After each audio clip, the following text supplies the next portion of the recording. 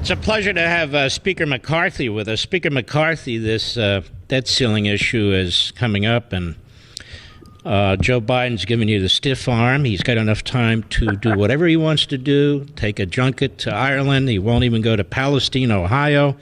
He won't talk to you. He's not doing the government's business.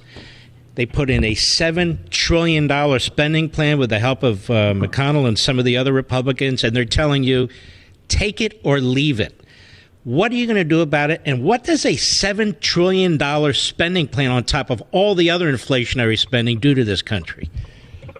Well, Mark, you raise all the great points. I met with the president on February 1st. I sat down with him. I said, we've got to get our house in order. I said, I'll predetermine what the agreement has to be, but I'm never going to raise taxes, and I'm not going to pass a clean debt ceiling. We can't afford it. You brought us inflation. We got bank failures now. We've got more dependency on China. We've got to curb all that, right? And so for the last 78 days, he's just ignored. He doesn't want to negotiate. He thinks he can take this to the brink and we'll just buckle. But you know what Republicans are going to do? We're going to lead. So next week, we're going to pass what I call the Limit, Save, Grow plan, okay? You're going to limit what government can spend. So we're going to cap for the next 10 years. We're going to go back to 2022, where we were 4 months ago. You know, it's not going to kill anybody. Everybody was in a good place. And we're going to cap growth at 1% a year. We're going to save money, the taxpayer. We're going to call back any money that's been sitting there that you didn't spend in the pandemic. The pandemic's over. He signed the bill. And so if it's money just sitting there, bring that back. We're going to put in work requirements, help people get jobs. They pay in more to Social Security and to Medicare. It makes them stronger. We're going to put the REINS Act in to curve them back. And you know that Inflation Reduction Bill that just kind of destroyed the economy? We're going to repeal that. Yeah. It's really simple. And then to grow, we're going to put H.R. 1. We're going to make America energy independent. We're going to cut the red tape so we could build stuff in America again. It's pretty simple and straightforward. You know, Mr. Speaker, they're already trying to set up you and your fellow Republicans for a fall here. Schumer's already saying you won't deal. So in other words, they lie through their teeth. They're very good at it. They're given voice by the corrupt media. You know they're going to just try and turn the tables. Anything you propose, they'll say, oh, the little guy's going to get hurt and so forth and so on. They have run this government for years now, several, 2 or 3 anyway. And the situation we're in is thanks to them. Do you think you're going to have a united front where people can go out and talk to the media, talk to their constituents? Because this is going to need to be done. This has to be. We need all the voices out there. Because if we do nothing, in the next 10 years, we'll pay $10.5 trillion just in interest. But put that in perspective. Since 1940 until today, we've only paid $9 trillion in interest in 83 years. The real problem here is it's not the revenue. We're at our highest point of GDP. 20% of GDP we're bringing in revenue. At a 50-year average, only 17. The problem is the expenditures. He's moved it up. Normally you spend 21% of GDP.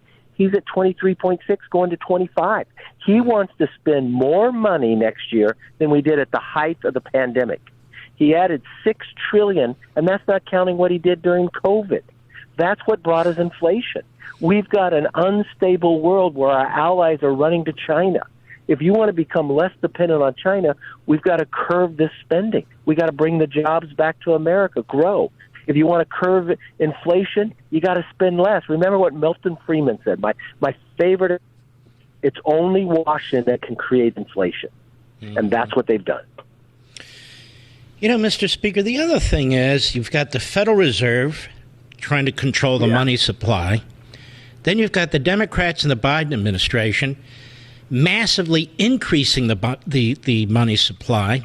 So we have these two entities working at cross purposes. So interest rates, should Biden succeed, are going to go up significantly more. The debt's going to go up significantly more, which means if you're on a pension or if you're earning a living with a salary and so forth and so on, across the board, it's going to be disastrous, is it not?